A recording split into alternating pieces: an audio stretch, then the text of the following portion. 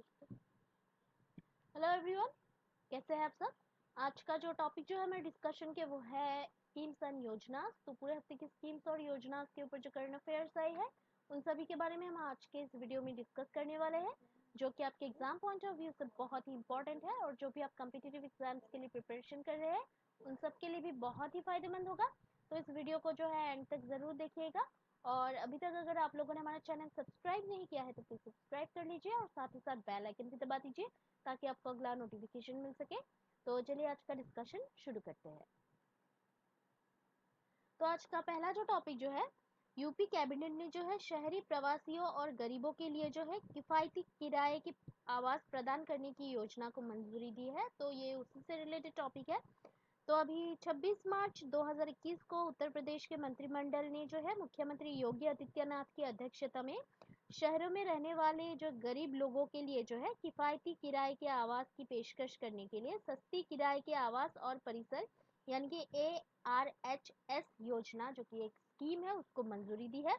और ये जो स्कीम जो है भारत सरकार द्वारा आवास और शहरी मामलों के मंत्रालय के माध्यम से शुरू की गई थी।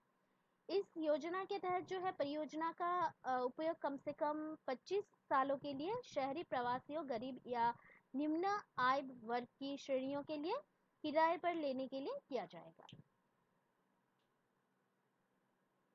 तो ये उसी से रिलेटेड टॉपिक है। तो अभी नेक्स्ट जो टॉपिक जो है, लद्दाख के जो लेफ्टिनेंट गवर्नर है उन्होंने अभी लाटू गांव में जो है KREDA की पहली सौर लिफ्ट सिंचाई स्कीम को उसकी शुरुआत की है स्कीम की।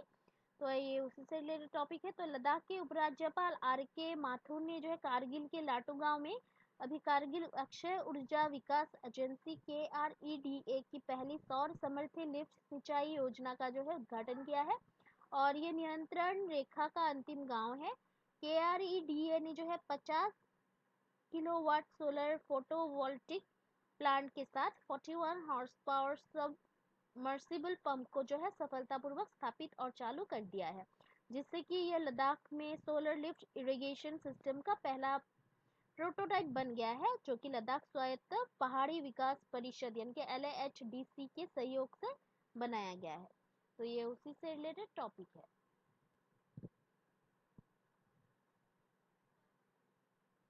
तो अभी नेक्स्ट जो टॉपिक जो है, भारत और जापान ने जो है GGP योजना के तहत जो है स्वास्थ्य परियोजनाओं के समर्थन के लिए 4 समझौते पर साइन किए हैं। तो 30 मार्च 2021 को भारत और जापान ने 29.30 मिलियन येन जो कि INR 1.93 करोड़ है और $265,000 है, उसके 4 समझौते पर जो है साइन किए हैं। और इन समझौतों के तहत जो है जापान ने भारत में ग्रास रूट प्रोजेक्ट जो कि GGP योजना के लिए जो है अनुदान सहायता के तहत वित्त पोषित हेल्थ केयर परियोजनाओं का समर्थन करेगा।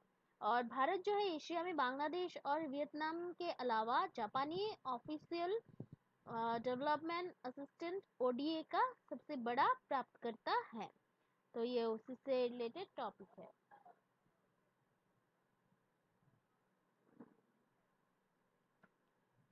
तो अभी नेक्स्ट जो टॉपिक और एक जो है, ट्रिफेड ने जो है MSP और वन धन योजना के लिए जो है MSP लागू करने के लिए दादरा और नगर हवेली और दमन और दीव प्रशासन के साथ जो है MOU पर साइन किया है। तो 5 मार्च 2021 को जनजातीय मामलों के मंत्रालय मोटा के जो तहत भारत के आदिवासी सहकारी विपणन विकास महासंघ यानी कि ट्रिफेड ने जो है दादरा और नगर हवेली और दमन और दीव के प्रशासन के साथ जो है लघु वनोपज यानी कि MFP योजना और वन धन योजना के लिए जो है न्यूनतम समर्थन मूल्य MSP के कार्यान्वयन के लिए जो है MOU पर साइन किया है। और कार्यान्वयन एजेंसी जो है दादर नगर हवेली और दमन और दीव अनुसूचित जाति और अनुसूचित जनजाति, अन्य पिछड़ा वर्ग और अल्पसंख्यक वित्तीय विकास निगम है। और इस MOU के तहत जो है MSP के माध्यम से MFP के लिए तंत्र और MFP के लिए मूल्य श्रृंखला के विकास को केंद्र शासित प्रदेश यानी कि यूटी में लागू किया जाएगा। तो ये उसी से रिलेटेड टॉपिक है। तो अभी नेक्स्ट जो टॉपिक जो है वो है, सरकार ने यानी कि गवर्नमेंट ने जो है फिजिकल ईयर 2022 की Q1 के लिए जो है लघु बचत योजनाओं की ब्याज दर को बनाए रखा है। तो भारत सरकार के वित्त मंत्रालय ने जो है फिस्कल ईयर 2021 टू 22 के लिए जो है पहली तिमाही के लिए लघु बचत योजना की ब्याज दर को बरकरार रखा है और वित्तीय वर्ष 2020 से 21 के लिए जो है चौथी तिमाही जो है यानी कि 4Q को उसके समान है और Q4 के समान है ये, यानी कि जो कि चौथी तिमाही जो है Q4 उसके समान है ये। और ये लगातार चौथी तिमाही जबकि भारत सरकार ने छोटी बचत योजनाओं की ब्याज दरों को बरकरार रखा था। तो ये उसी से रिलेटेड टॉपिक है। तो अभी नेक्स्ट जो टॉपिक जो है गवर्नमेंट ने जो है इसी एलजीएस की वैधता जून 2021 तक बढ़ा दी है और अधिक क्षेत्र को कवर करने के लिए जो है इसी एलजीएस 3.0 की शुरुआत उसको भी की है और ये जो है emergency credit line guarantee scheme को ये गवर्नमेंट ने इसको बढ़ा दिया है। तो ये उसी से रिलेटेड टॉपिक है।